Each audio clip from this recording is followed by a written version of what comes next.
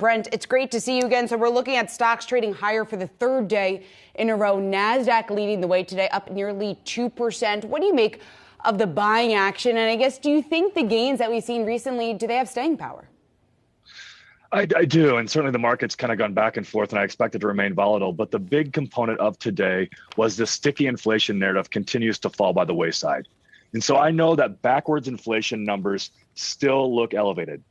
But housing was brought up earlier in the segment. The housing market is important because the, quote, sticky inflation right now is in the services side of the economy.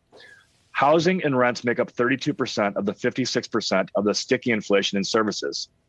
Housing market is weakening. That housing market weakening, that rent market weakening shows up with a 12-month lag in the CPI number. And as you saw today, housing prices aren't going up, they're going down, as are rents. And so if you think about that in the future, sticky inflation will be coming down because that housing market data, which is now faltering, that rent data, which is now faltering in current rents, that will begin showing up in the inflation number. And that will combine with goods prices, which are also falling, and commodity prices, which many people aren't talking about. But commodity prices are flat on a year-over-year basis. And so I guess to kind of tie it all together, you are seeing inflation, forward-looking inflation measures coming down. That has stabilized the bond market. And when you stabilize the bond market, you stabilize the stock market. And that is why you are seeing upward pressure on both stocks and bond prices today. Leading you, Brent, to believe the Fed is going to do what, when? I think they probably tighten 75 basis points by next week. They take it. They want to get to a place where they believe monetary policy is tight before job losses start accruing. So if you think about that, they didn't want to be tightening at the same time the job market is weakening. One other data point that came out today is that the jobs market, which is believed to be tight, we've noted this in the past, in the conference board, there is a question, two questions. Are jobs easy to get or are they hard to get? This has the diffusion between these two has an incredible correlation with the unemployment rate. That fell again today. We're 15 points off the high. If I look back in prior cycles when this happens, you start seeing the unemployment rate rise and actually start seeing negative jobs reports. And so believe it or not, in today's environment, that is actually a positive because it shows that some of these forces that have led inflation higher are starting to abate, which has been the market's big problem and the Fed's big problem. And that means the Fed will eventually be able to stop, hopefully after they do 75 basis points this time. So, Brent, you don't think they're going to raise rates then in December? I think they would say they're data dependent. If we've learned anything, they're incredibly reactionary. Keep in mind, at the beginning of the year, the Federal Reserve thought they'd raise rates by 0.875% this year. And the quote unquote outlier on the dot plot was 1.1%. This is why the market's been so volatile, is because the Fed has been chasing this and been wrong for some time. Hopefully they are able to stop. Hopefully they're able to see the inflation number coming down. They want to see that first before they stop tightening so that you don't believe they're not on the job. But hopefully we'll start seeing that in the coming months' data.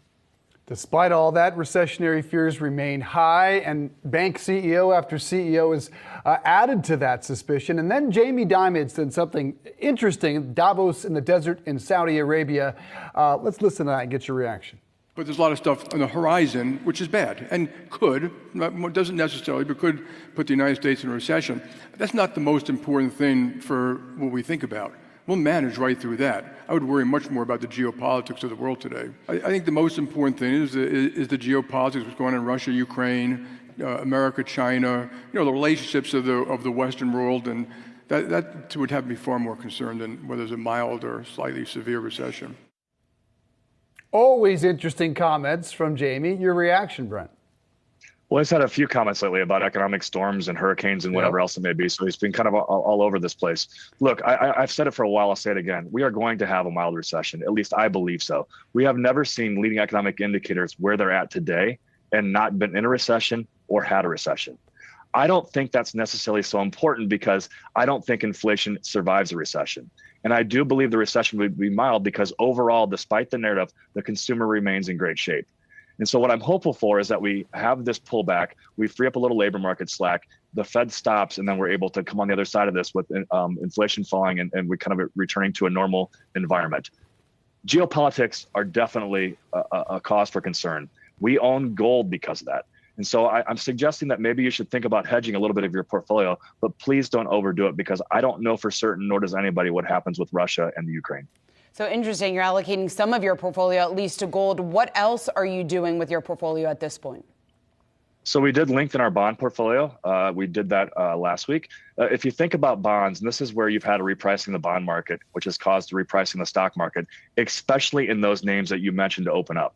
You mentioned growth stocks. You mentioned meme stocks. You mentioned things that rely upon zero interest rates.